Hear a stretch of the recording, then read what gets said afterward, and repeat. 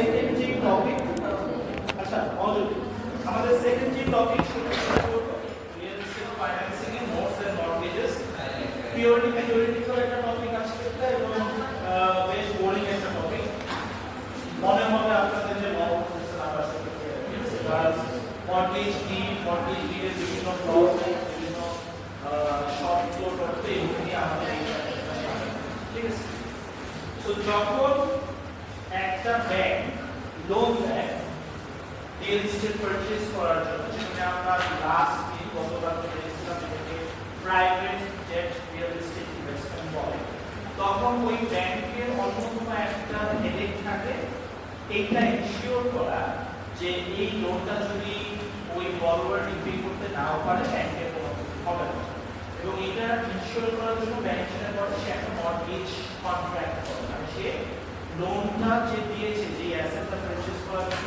সেই অ্যাসেটটা এই বন্ধক হিসেবে অথবা কোলাটেরাল হিসেবে রাখে যখন সেই কাজটা করে এই লোনের লিগ্যাল প্রোটেকশন এনশিওর করার জন্য ব্যাংক দুইটা চুক্তি করে বা দুইটা ইনস্ট্রুমেন্ট সে এনফোর্স করে একটা হচ্ছে প্রমিসরি নোট আর একটা হচ্ছে মর্টগেজ কন্ট্রাক্ট বা মর্টগেজ ইনস্ট্রুমেন্ট আমাদের আজকের টপিকে আমরা মূলত এই দুইটা জিনিস নিয়ে কথা বলবো যে নোটস কি মর্টগেজেস কি এগুলোর মধ্যে কি কি ক্লজেস কি কি প্রভিশনস থাকে এটা পিওরলি একেবারে লিগ্যাল একটা ক্লাস করা আছে সো প্রথম জিনিস হচ্ছে প্রমিসরি নোট কি law and practice of banking এ পড়ে থাকতে পারেন ডেফিনেটলি ভুলে গেছেন নাও পড়ে থাকতে প্রমিসরি নোট হচ্ছে একটা লিগ্যাল ডকুমেন্ট যখন একজন লোন অ্যাপ্লিক্যান্ট লোন নিতে চায় সেটা হোম লোন হোক অথবা গাড়ির লোন হোক অথবা পার্সোনাল লোন হোক ব্যাংক তার কাছে অনেকগুলো ডকুমেন্টে সাইন যেমনই একটা ডকুমেন্ট হচ্ছে প্রমিসরি নোট প্রমিসরি নোটে মূলত কি লেখা থাকে এই ডকুমেন্টে কি বলে এই ডকুমেন্টে বিজেপিতে চলে আসে বুঝে আসে না একটা ভিডিও গেম আজকাল দেখা যায় বিশ্ববিদ্যালয়ে যাচ্ছে সব হচ্ছে বলটা হচ্ছে ক্লাস করতে আসছে ফল হচ্ছে বর্তমান হচ্ছে ক্লাস করতে চলে আসছে এই জিনিসটাই হলো আপনাদেরকে আমি দুইটা অ্যাটেন্ডেন্স দিয়ে দেবো আজকে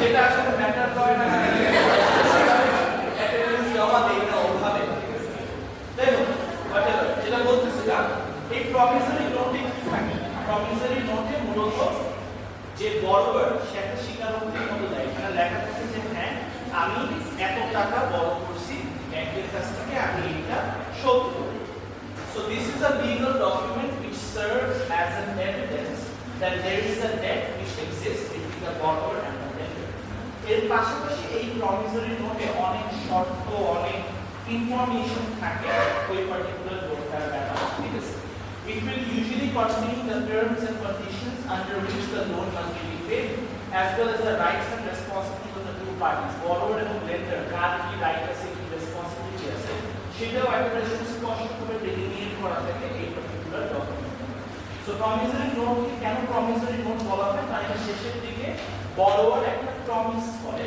যে he or she will repay the loan as per the terms and conditions stated within the law যেহেতু এটা একটা এক্সপ্লিসিট প্রমিস ক্যারি করে ডকুমেন্টটার নাম হচ্ছে প্রমিসরি এখন কি কি প্রভিশনস এই নোটের মধ্যে থাকে কি কি জিনিস এই নোটে উল্লেখ করা থাকে কয়েকটাতে একবারে বেসিক অ্যামাউন্ট বড় লোন কয় টাকা সেটা মেনশন করা থাকতে হবে রেট অফ ইন্টারেস্টটা কত 10% 12% 20% ইন্টারেস্টটা কি ফিক্সড নাকি ফ্লোটিং এখানে তাহলে আমরা একটা কনসিডারেশন পরিচিত হই আপনারা মেবি অলরেডি জানেন যে লোনের ইন্টারেস্ট ফিক্স করতে পারেন তার মানে হচ্ছে যে লোন যে কয়দিনের জন্য দেওয়া হয়েছে ওটা মেয়াদ পুরো সময় পর্যন্ত লোনের রেট ওইটাই থাকে কোনো হেরফের করবে আরেকটা হচ্ছে ফ্লোটিং রেট হলে লোনের রেটটা চেঞ্জ হতে পারে ফ্লোটিং রেট যদি হয় অনেক সময় এই ফ্লোটিং রেটটা কিভাবে ক্যালকুলেট করা হবে এটা কি অন্য কোনো রেটের সাথে ট্যাগ কিনা বেঞ্চমার্ক রেট আছে কিনা থাকলে সেটাও মেনশন করা থাকবে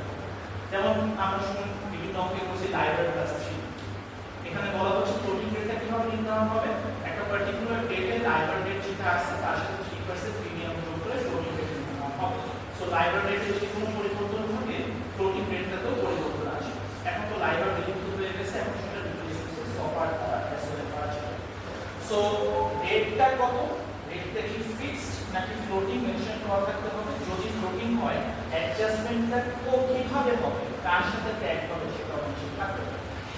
তারপর যে জিনিসটা মেনশন করা থাকে সেটা হচ্ছে dollar amount unit number of payment. সোজা ভাষায় একটা এক্সেল শীটের মতো থাকে যেখানে বলা থাকে হ্যাঁ EMI in terms of dollar amount কয় টাকা দিতে হবে। এখানে তো রেটটা বলা আছে, এখানে ইএমআইটা কত সেটা দিতে হবে, ডিউ ডেটগুলো কবে কবে মানে কবে কবে দেওয়া লাগবে সেগুলো মেনশন করা হবে। ঠিক আছে, ম্যাচুরিটি ডেট কয় বছরের লোন সেটা মেনশন করা থাকতে হবে। Reference to security for the loan also has to mention. যদি একটা কোলাটেরালাইজড লোন হয় অর্থাৎ লোনের এগেইনস্টে কোনো জামানত রাখা হয়েছে, কোনো সম্পত্তিকে বন্ধক রাখা হয়েছে, ওই সম্পত্তির একেবারে বিশদ বিবরণ সব কিছু মেনশন করা থাকতে হবে। এই সম্পত্তিটা কোথায়, কি পরিমাণে আসলাম করে পরিমাণ everything has to be mention. So এই প্রমিসরি নোটের মধ্যে এটা মেনশন থাকবে যে what is the security which has been kept against the loan by the bank. Application of payments, অনেক সময় এটা হয় যে যে বরোয়ার আছে সে সময় মতো লোন পরিশোধ, সময় মতো সে ইএমআই দিচ্ছে না, সময় মতো ইনস্টলমেন্ট দিচ্ছে না। যখন এটা ঘটবে তখন অবভিয়াসলি ব্যাংক তার উপরে একটু পেনাল্টি ইম্পোজ করে, লেট পেমেন্ট ফি ইম্পোজ করে এবং ইন্টারেস্টের উপরে ইন্টারেস্ট ইম্পোজ করে। তো ধরেন 2-3 মাস জমে গেল, 10,000 টাকা দিয়ে ইএমআই ছিল, সেটা বেড়ে বেড়ে 15-16,000 টাকা হয়ে গেছে। এখন বরোয়ার প্রিপে করছে 10,000 টাকা। এই 10,000 টাকার মধ্যে কোনটা আগে কাটবে, আগে কি লেট পেমেন্ট ফি লাগবে, তারপর পেনাল্টি ফি কাটবে, তারপর কিছু বাকি থাকবে সেটাকে ইন্টারেস্ট কাটবে, তারপর প্রিন্সিপাল কাটবে, কোন অর্ডারে পেমেন্টগুলো সেটেল হবে এই জিনিসটা মেনশন করে দেওয়া থাকতে হবে যাতে পরবর্তীতে কোনো রকমের ডিসপিউট অ্যারাইজ না করে between the two parties.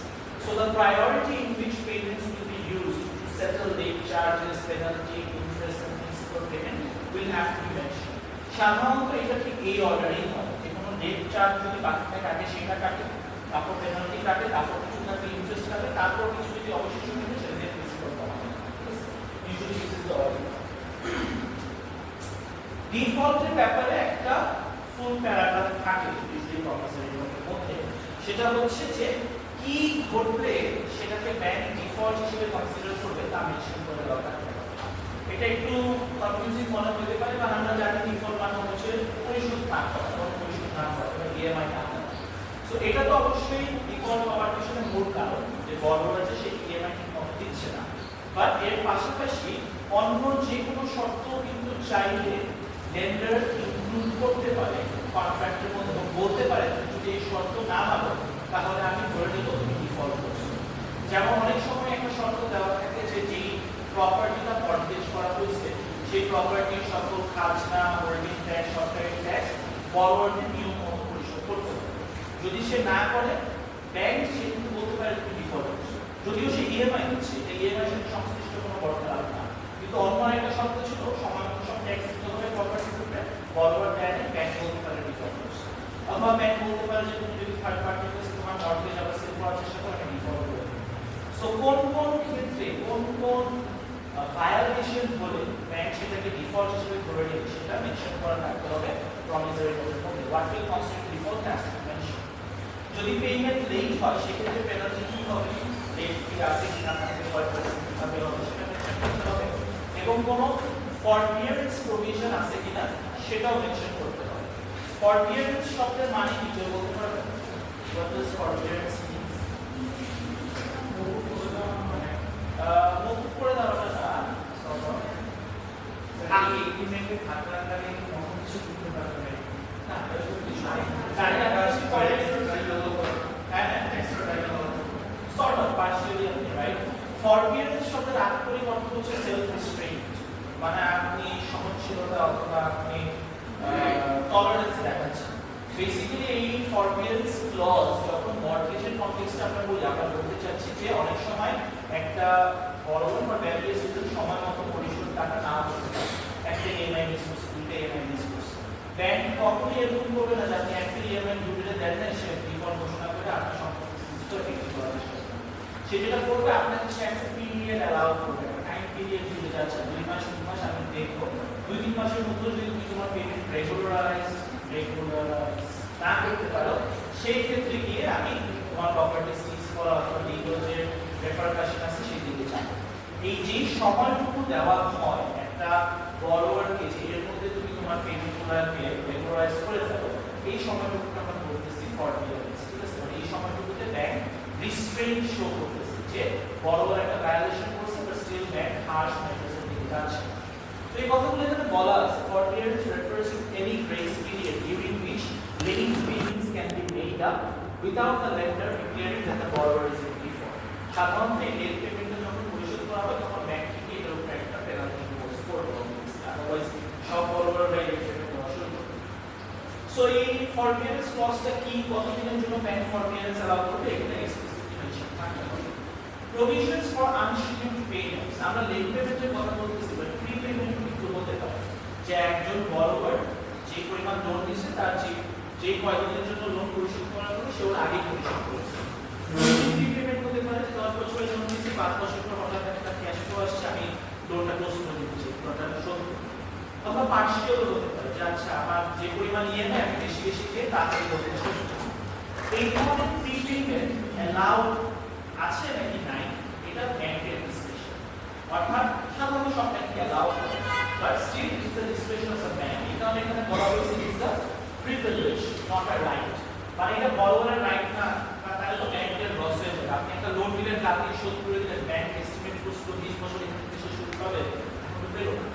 So এটা ব্যাংকের রাইট, সেটা অ্যালাউ করবে কি করবে না, যদি করে এইটার সংশ্লিষ্ট টার্মস এন্ড কন্ডিশন কি হবে, প্রিপেমেন্টের উপরে কোনো পেনাল্টি হবে কিনা।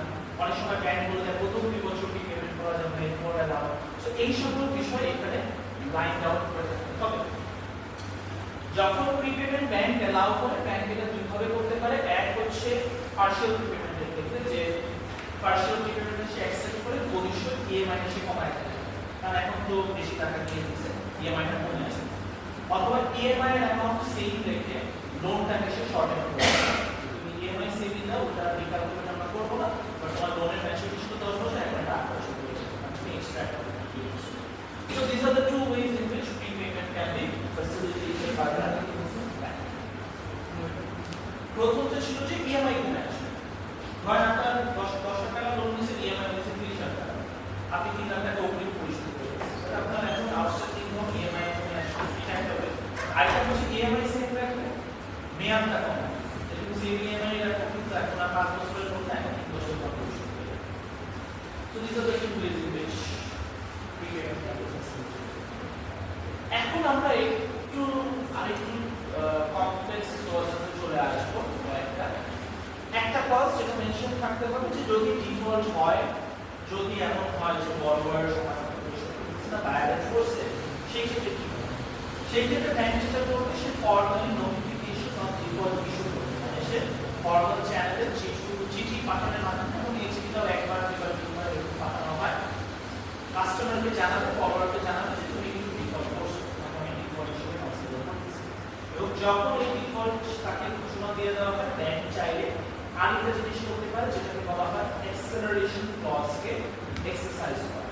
অ্যাক্সেলারেট মানে তোমরা জানো ত্বরান্বিত করা, তাই না? সো অ্যাক্সেলারেশন ক্লজ হচ্ছে এমন একটা শর্ত যেটা এই ধরনের কন্ট্রাক্টে ইউজুয়ালি ব্যাংক ইনক্লুড করে, যেটাকে বলা হয় যেই মাত্র ব্যাংক কাস্টমারকে বড়োয়ারকে ডিফল্ট ঘোষণা করবে, সেই মাত্র ব্যাংক চাইতে পারবে পুরো আউটস্ট্যান্ডিংটা উইথ ইন্টারেস্ট আমি সঙ্গে সঙ্গে শোধ করতে পারবো, মানে আর 20 বছর না, তুমি ডিফল্ট করছো, পুরো টাকা আমাকে ফেরত। এটা মনে হতে পারে যে হ্যাঁ এটা তো কমন সেন্স, ইচ্ছে না ব্যাংক সব টাকা চাবে, বাট এটা লিগালি মেনশন থাকতে হবে যে হ্যাঁ আমি ব্যাংক, আমার রাইট আছে, তুমি ডিফল্ট করছো, এখন আমি দাবি করতে পারবো তোমার পুরো টাকা আমাকে ফেরত 20 বছর মধ্যে করতে। এখানে বলা হচ্ছে অ্যাক্সেলারেশন ক্লজ।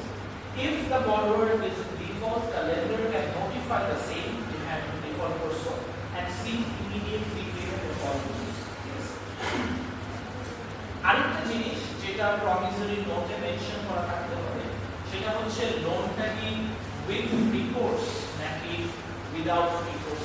ঠিক আছে, আমি শিওর এই কারণে আমি আপনারা শুনছেন ওয়ান ফ্যাক্টর অফ ব্যাংকিং শুনছেন কি শুনছেন রিকোর্স এর এটা হচ্ছে ইয়ার ফ্যাক্টরিং এর হ্যাঁ উদাহরণ আছে জিনিসটা কি ফ্যাক্টরিং বলছে with recourse without recourse higher display আবার হায়ার ডিসপ্লে হ্যাঁ কোনটা দেখুন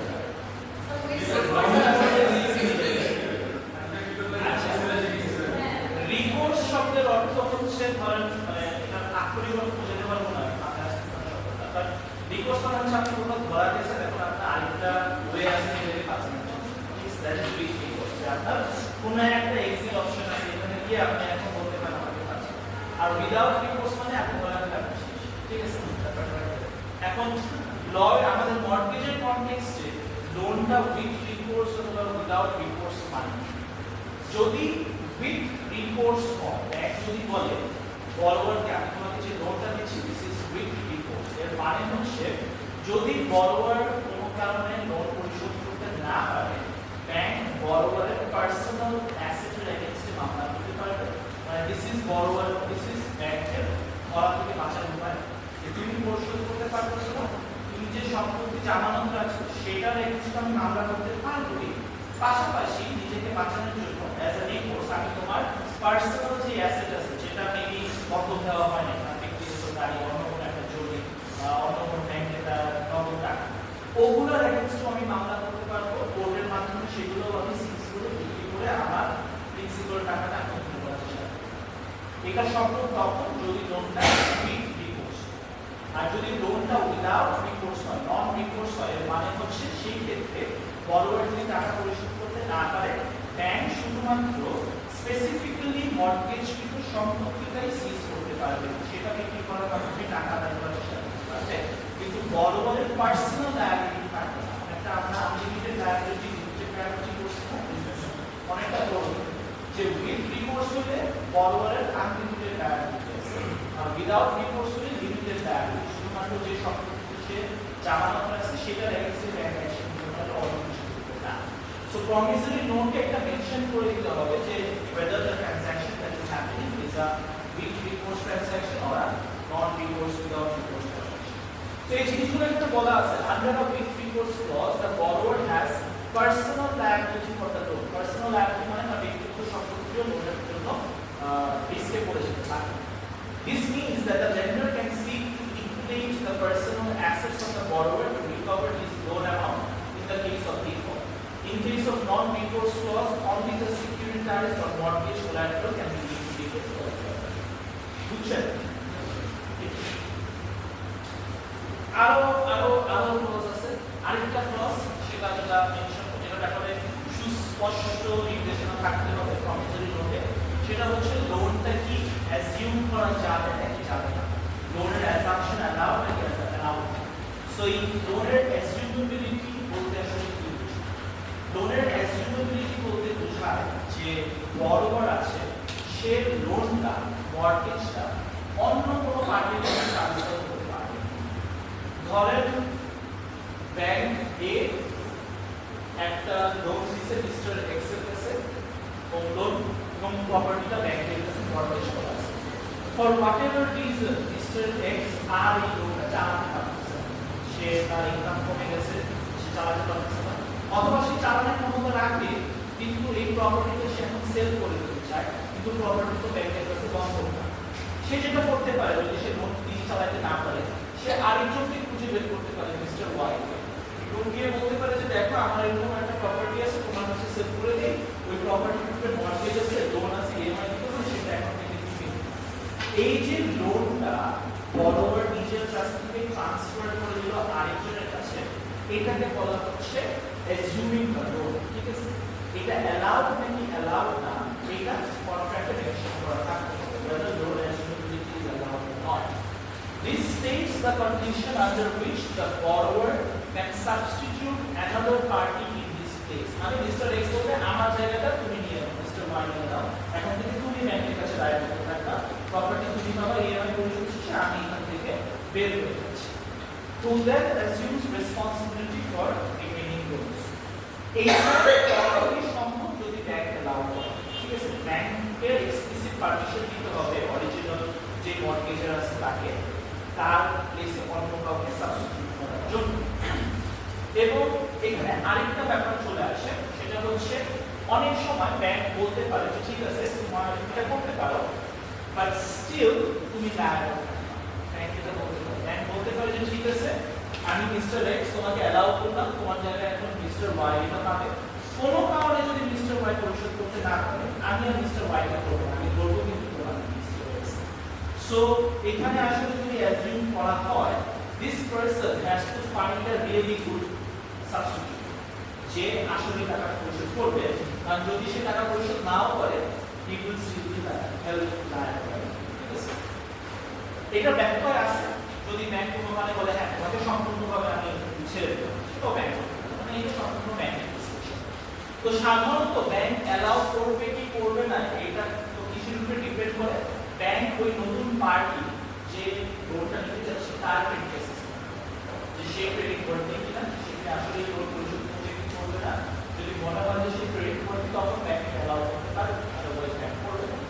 সো দা এবং যদি এরকম হয় অরিজিনাল যে পার্টি ছিল তাকে বলা হয় গ্র্যান্টার এবং ও হয়ে যাবে যে নতুন পার্টি সে হয়ে যাবে গ্র্যান্টার, ঠিক আছে?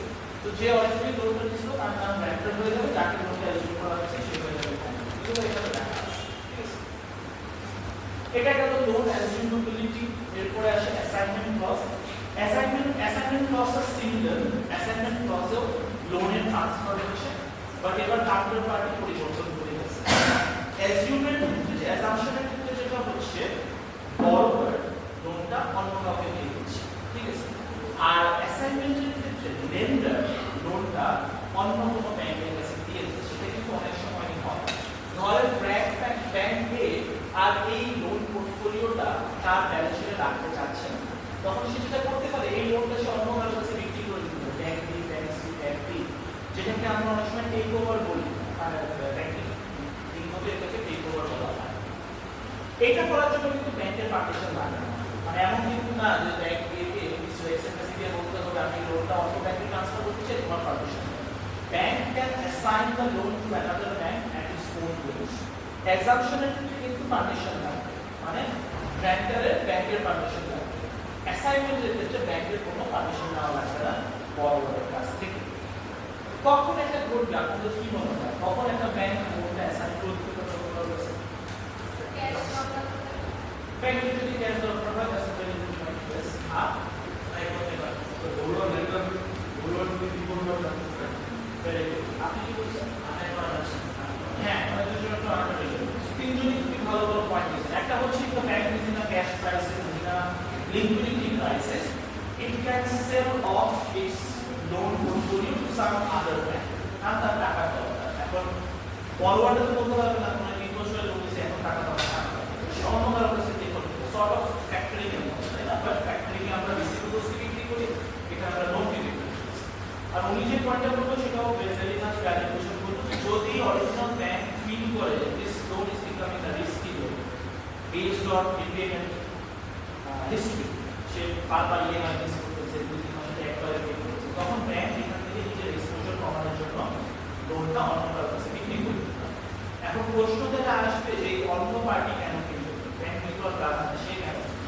সাধারণত এই ধরনের ক্ষেত্রে যেটা হয়, যাকে এটা বিক্রি করে দেওয়া হয় ওই ব্যাংকগুলো দেখা যায় যে একটু অত ভালো ব্যাংক না, মানে নিজস্ব বিজনেস বেস অত স্ট্রং না, তখন তারা এগুলো কিনে নেয়, মানে they have a higher risk capital, তারা এটা নিতে রাজি আছে।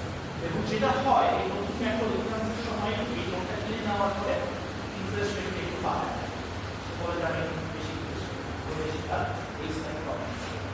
যাই হোক, এটা অ্যাসিউমেবিলিটি এবং অ্যাসাইনমেন্টের মধ্যে পার্থক্য আছে, সূত্র অনেকটা সিমিলারলি কাউন্টার পার্টি চেঞ্জ হয়ে যাচ্ছে। অ্যাসাম্পশনের ক্ষেত্রে বড়োয়ার নিজেকে সাবস্টিটিউট করতেছে নতুন বড়োয়ার দ্বারা, আর অ্যাসাইনমেন্টের ক্ষেত্রে লেন্ডার নিজেকে সাবস্টিটিউট করতেছে নতুন লেন্ডারের দ্বারা। অ্যাসাম্পশনের ক্ষেত্রে পারমিশন দিতে হয় ব্যাংকের, অ্যাসাইনমেন্টের ক্ষেত্রে সেটা এটা একটা assignment clause. Future advances, advance মানে বলতে এখানে বোঝাচ্ছে লোন নেওয়া, ঠিক আছে? সো অনেক সময় এটা হয় যে ধরেন একটা অ্যাসেট, সেটার দাম হচ্ছে 10 কোটি, সেটার এগেইনস্টে লোন নেওয়া হচ্ছে 6 কোটি, অ্যাসেটের দাম লোনের থেকে বেশি, এটাই তো হবে সাধারণত, আদারওয়াইজ ব্যাংকের মধ্যে। বাট স্টিল কিন্তু এটার এগেইনস্টে আরো লোন নেওয়ার সম্ভাবনা আছে। যদি একটা টার্মিনোলজির সাথে পরিচিত হন, এই টার্মিনোলজি আমরা এই কোর্সে কয়েকবার পাবো, এলটিভি রেশিও, যেটাকে বলা হয় লোন টু ভ্যালু রেশিও। যখন একটা ব্যাংকের কাছে লোনের আবেদন জমা করে, ব্যাংক যেটা করে জামানতের জন্য যে সম্পত্তি প্রপোজ করা হচ্ছে সেটার ভ্যালু দেখে এবং বলে এই ভ্যালু ম্যাক্সিমাম 70% আমি লোন দিই। মানে কি দাঁড়ায়, এলটিভি যদি 70% হয়, এর মানে হচ্ছে যদি একটা সম্পত্তির দাম হয় 10 কোটি, এর এগেইনস্টে ব্যাংক আপনাকে লোন দিবে সর্বোচ্চ 7 কোটি। কখনোই 100% দিবে না। কেন দিবে না? বলতে পারবে কেন 100% এলটিভি দেওয়া হয় না? রিস্ক প্রিমিয়াম হিসেবে রাখা মূলত যেটা হয় আমরা এটা ওই চ্যাপ্টারের শেষে গিয়ে পড়বো যখন একটা বড়োয়ার রিপে করতে পারে না ব্যাংক যেটা কি করে বিশাল একটা মামলা মোকদ্দমা বা লেনদেন প্রসেসের মাধ্যমে গিয়ে ব্যাংক ওই অ্যাসেটটা সিজ করে এবং তারপর সেটা কোর্টের পারমিশন নিয়ে বিক্রি করে দেয় সমস্যা হচ্ছে যে মুহূর্তে আপনি এরকম লিগ্যাল ডিসপিউটের পর একটা সম্পত্তি বিক্রি করবেন ওই সম্পত্তির অ্যাকচুয়াল বাজার যে মূল্য ওই মূল্য আপনি কখনোই পাবেন না এটা সম্পত্তি 10 কোটি হয়েছে মামলা টামলা করে আপনি বিক্রি করতেছেন দেখবেন 6 কোটি 7 কোটিতে করতে হচ্ছে because it is a distressed asset যে বায়ার সে ভরসা পাচ্ছে এটা নিয়ে মামলা মোকদ্দমা করা হয়েছে এই জমি কোর্টে গেছে আছে পরে আবার আরেকটা মামলা হবে বায়ার ক্যাচ হবে তখন দিতে পারবে না হ্যাঁ তো এই ধরনের জমি জমা যারা কিনে তারা কম দামে ব্যাংকও জানে আমার সম্পত্তি 10 কোটি বিক্রি করতে 10 কোটি পাবো আরো 8 কোটি তাহলে ব্যাংক 7 কোটি সর্বোচ্চ এই কারণে সে একটা বাফার রাখে নিজের হাতে ঠিক আছে এটা আমরা কেন করতেছি ফিউচার অ্যাডভান্সের আওতায় সেটা হচ্ছে ধরেন একটা সম্পত্তির দাম 10 কোটি লোন দেওয়া হচ্ছে 6 কোটি এলটিভি রেশিও 70% মানে 7 কোটি পর্যন্ত দেওয়া যেত 1 কোটি কম করতেছে না চাইলে বড়রা আবার ব্যাংকের কাছে গিয়ে বলতে পারে আমার অ্যাসেটের তো ভালো ক্যাপাসিটি এখনো আছে তোমাকে আরো 1 কোটি টাকা লোন দাও সেম টার্মস এন্ড কন্ডিশন ঠিক আছে এই ক্লজটাকে বলা হচ্ছে ফিউচার অ্যাডভান্সেস যে এটা অ্যালাউ নাকি অ্যালাউ যে যদি অ্যাসেট সাপোর্ট করে অ্যাসেটের এলিজিবিলিটি যদি সাপোর্ট করে বড়রা কি আরো লোন চাইতে পারবে কি পারবে না at the same rate at the same রেটটা ইম্পর্টেন্ট মানে ঘটনা 2 বছর পরে হতে পারে 2 বছর আগে আমি 10% সুদে পারিয়েছিলাম এখন লোন দিতে গেলে 15% কিন্তু আমি যদি ফিউচার অ্যাডভান্সেস ক্লজটাকে আমি দিয়ে বলতে পারি যে না আমাকে ওই 10% রেট দিতে হবে So right of borrower demand additional funds under the same terms and conditions against the asset. আর ফাইনালি মনে হচ্ছে প্রমিসরি নোটের ক্ষেত্রে ফাইনাল আরেকটা ক্লজ যেটা থাকে সেটা হচ্ছে ব্যাংকের তরফ থেকে একটা প্রমিস থাকে যে যদি বড়োরা সব টার্মস এন্ড কন্ডিশন অনুযায়ী সবকিছু প্রপারলি পে করে যখন ফাইনাল পেমেন্টটা হবে ব্যাংক তার দাবি দেওয়া এই প্রপার্টি থেকে ছেড়ে দিবে এবং সে প্রপার্টিটা সম্পূর্ণভাবে নিষ্কণ্টকভাবে বড়োরাকে দিয়ে দেবে এটাকে বলা হচ্ছে release of claim by the lender a promise made by the lender of the bank to release the claim of the property once the loan is fully paid. So এগুলা হচ্ছে বিভিন্ন ক্লজেস যেগুলা প্রমিসরি নোটে থাকে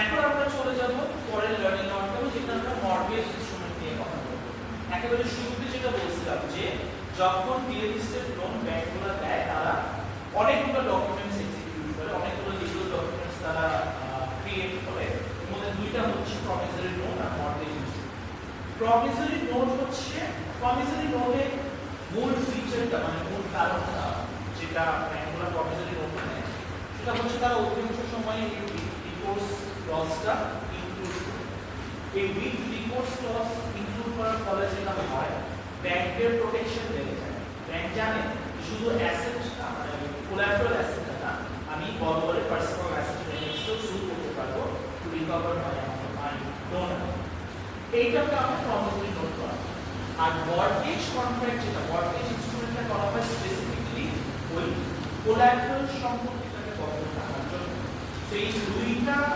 double layer of protection আমরা বলতে পারি first layer of protection হচ্ছে মর্টগেজ ইনস্ট্রুমেন্টটা যা এই সম্পত্তিটা বন্ধ করে ফেললাম আর সেকেন্ডটা হচ্ছে ওই promissory note with recourse clause যে আমি তার ব্যক্তিগত সম্পত্তি দিতে পারবো এখন মর্টগেজ ইনস্ট্রুমেন্টের ডেফিনিশন কি The mortgage instrument is created in a transaction where one party pledges real property to another party for an obligation owed to that party. Legal language এ বলছে simply speaking এটা এমন একটা ডকুমেন্ট যেখানে এক party যে বড়োয়ার আরেক party লেন্ডারকে বলে তোমার থেকে আমি লোন নিয়েছি লোনের এগেইনস্টে এই সম্পত্তিটা এই রিয়েল প্রপার্টিটা আমি জামানত হিসেবে রাখলাম যদি লোন পরিশোধ করতে না পারি এটা তোমার চলে যাবে ঠিক আছে সো প্রমিসরি নোট এবং মর্টগেজ ইনস্ট্রুমেন্ট simultaneously execute করা হয় these two documents are executed contemporaneously মানে হচ্ছে একই সাথে দুইটাই নেওয়া হবে একই সাথে দুইটা এক্সিকিউট করবে because they serve two distinct purposes যেটা আমরা অলরেডি বললাম নোটের মাধ্যমে যেটা করা হয় যে একটা অব্লিগেশন টু পে ক্রিয়েট করা হয় একটা উইথ রিকোর্স এনফোর্স করা হয় আর মর্টগেজটার মাধ্যমে প্রপার্টিটাকে তার আয়ত্তে নিয়ে আসা হয় মানে ব্যাংক তার আয়ত্তে তার কন্ট্রোলে নিয়ে আসে So it creates two sources of repayment for the mortgage. Mortgage বলতে আমরা ব্যাংকে বলছি, মর্টগেজের হচ্ছে সেই বড় কোর্স। এখন এই মর্টগেজের প্রসেসটা কি, কিভাবে এই মর্টগেজ ডকুমেন্টটা হয়? তো সাধারণত যখন একটা লোনের অ্যাপ্লিকেশন জমা করে ব্যাংকের যেই এক্সিকিউটিভ লোনটা সোর্স করছে তাকে বলা হয় আর রিলেশনশিপ অফিসার। মানে এই ব্যক্তির কাজ হচ্ছে লোন বিক্রি করা, সোজা কথা, সে কিছু আর লোনটার সাথে তো যখন একটা লোন অ্যাপ্লিকেশন করে হোম লোনের জন্য আরো যে আছে আর ব্যাংকের যে ব্রাঞ্চ ম্যানেজার যে আছে তারা অ্যাকচুয়ালি প্রপার্টিটা ভিজিট করে অস্তিত্ব আছে। আপনার এই প্রত্যেকটা পয়েন্ট দেখলে প্রত্যেকটা পয়েন্ট আপনাদের মাথায় আসা উচিত বাংলাদেশে কিভাবে এত দুর্নীতি হয়, প্রপার্টি হওয়ার কোনো কারণ হয় না, কিন্তু আর involve of this process. So the first thing that is mandatory is that the relationship officer and the branch manager must visit the property in person. আসে নাকি এরকম কোনো জমি এরকম কোনো বিল্ডিং আসলে আসে নাকি এটা কাগজে কলমে দেখা দিচ্ছে, তো বাংলাদেশে অনেকে দেখে না। After they are satisfied that yes the property exists, তারা যেটা করবে ওই প্রপার্টির সাথে সংশ্লিষ্ট সকল লিগ্যাল ডকুমেন্ট নিয়ে নেবে, আইএসপিএন, বিএসপিএন, পর্চা সব কিছু তারা নিয়ে নেবে এবং নেওয়ার পর যেটা করবে প্রত্যেকটা ব্যাংকের ইন্টারনাল লিগ্যাল টিম থাকে, মানে তাদের নিজস্ব লয়ার থাকে, তাদের ব্যাংকে চাকরি করে, প্লাস তাদের সাথে থাকে ল ফার্ম স্টেশন।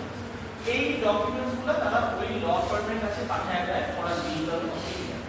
ওই ল ফার্ম যেটা করে এই সব লিগ্যাল ডকুমেন্টস তারা চেক করে, ভেট করে এবং ভেটিং এর পরে তারা তাদের একটা অপিনিয়ন দেয় যে গুড রাইট আছে কিনা, অর্থাৎ চেইন অফ সাকসেশন ওনারশিপটা ঠিকঠাক আছে কিনা, যে এই ডকুমেন্টটা নিজের ক্লেম করে সরি এই প্রপার্টিটা নিজের ক্লেম করে লোন নিতে যাচ্ছে আসলে সেইটা মালিক নাকি এখানে মালিকটা নিয়ে ডিসপিউট আছে। সো এই ব্যাপারে একটা অপিনিয়ন দেয় হচ্ছে লিগ্যাল ফার্ম যেটা। একই সাথে ওই ডকুমেন্টগুলো পাঠানো হয় একটা থার্ড পার্টি ল্যান্ড সার্ভেয়ারের কাছে। এটা হচ্ছে এক ধরনের অডিট ফার্মের মতো, অডিট ফার্মরা যেমন ফাইন্যান্সিয়াল স্টেটমেন্টস অডিট করে, এই ল্যান্ড সার্ভেয়ারটা হচ্ছে প্রপার্টি অডিট এবং এটা একটা ভ্যালুয়েশন। কারণ বড়বার যে তার মধ্যে সবসময় একটা প্রশ্ন থাকবে প্রপার্টি ভ্যালু ওভারস্টেট করা। সে বলতে আমার এই প্রপার্টি 20 কোটি, এটা রেট হচ্ছে 1 কোটি 14 কোটি আমাকে তুমি লোন দাও, তা আসলে দেখা যাবে ওই প্রপার্টির দাম 10 কোটি।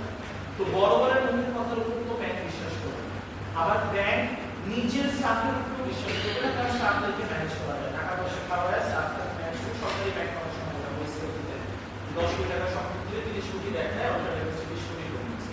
সো তাহলে আর বড়বারের ডিপেন্ড করার কোনো মোটিভেশনই নাই, সে বলে কোন প্রপার্টি নিয়ে নেবে, তাও তার 10 কোটি টাকা প্রফিট হয়। যাই হোক, তো থার্ড কাজটা হচ্ছে এই প্রপার্টির ডকুমেন্টসগুলো এই ল্যান্ড সার্ভেয়ারের কাছে পাঠিয়ে দেওয়া, সে এটার উপর ভিত্তি করে একটা ভ্যালুয়েশন করবে, বলবে যে হ্যাঁ ভ্যালু আছে। যদি law firm good right opinion দিয়ে দেয় যে মালিকানা নিয়ে কোনো সম্পত্তি নাই আর এই ভ্যালুয়েশন ফার্ম একটা সার্টেন ভ্যালু জানায় দেয়, এরপর সেটার উপরে ব্যাংকের ইন্টারনাল যে এলটিভি রেশিও আছে আর যে পলিসি আছে সেটার উপর ভিত্তি করে সে নোটটা ডিসাইড করে যে কত দেওয়া যাবে। যদি বড়োয়ার আর লেন্ডারের মধ্যে এগ্রিমেন্ট হয় তাহলে সিএডি ডিপার্টমেন্ট থেকে বলে ক্রেডিট অ্যাডমিনিস্ট্রেশন ডিপার্টমেন্টের ব্যাংকে তার স্যাংশন লেটার তৈরি করবে, হ্যাঁ সবকিছু ঠিক আছে। ওই স্যাংশন লেটারে সাইন করবে, ওইটার সাথে প্রমিসরি নোট মর্টগেজ ডকুমেন্ট সব সাইন করা হবে। এই মর্টগেজ ডকুমেন্ট যেটা সাইন করা হয় যেটা মাত্র বললাম, এই মর্টগেজ ডকুমেন্টটা তারপর যেটা ব্যাংক আছে সে ওই প্রপার্টি যে সাব রেজিস্ট্রির আন্ডারে সেই সাব রেজিস্ট্রি অফিসে যাবে এবং ওই মর্টগেজ ডকুমেন্টটা সে রেজিস্টার করবে, মানে সাব রেজিস্ট্রির সাইনটা নিয়ে ওটা রেজিস্টার করবে। এর ফলে যেটা হবে পরবর্তীতে যদি এই বড় ওই প্রপার্টি অন্য কারো কাছে গোপনে বিক্রি করতে চায়, সে ব্যাংকের কাছে বন্ধক দেওয়ার আছে আবার সেটা কারো কাছে বিক্রি করে দিতে চায়, এটা সে পারবে না, কারণ যার কাছে বিক্রি করতে চাইলে সে তো রেজিস্টার অফিসে গিয়ে খোঁজ নিতে সব ঠিকঠাক আছে কিনা, তখন সে দেখবে যে না এটা তো অন্য ব্যাংকের কাছে দায়বদ্ধ কিন্তু একটা মর্টগেজ রেজিস্টার আছে। সেটা হচ্ছে ফাইনাল স্টেপ, মর্টগেজ ডিডটা আর পাওয়ার অফ অ্যাটর্নিটা সাব রেজিস্ট্রি অফিসে গিয়ে রেজিস্টার করে আসে। So this is the mortgage process followed by banks. अच्छा मैं जो एकेडमिक्स से नहीं हूँ और अच्छे सर लागू हुई है mortgage टाइप होते हैं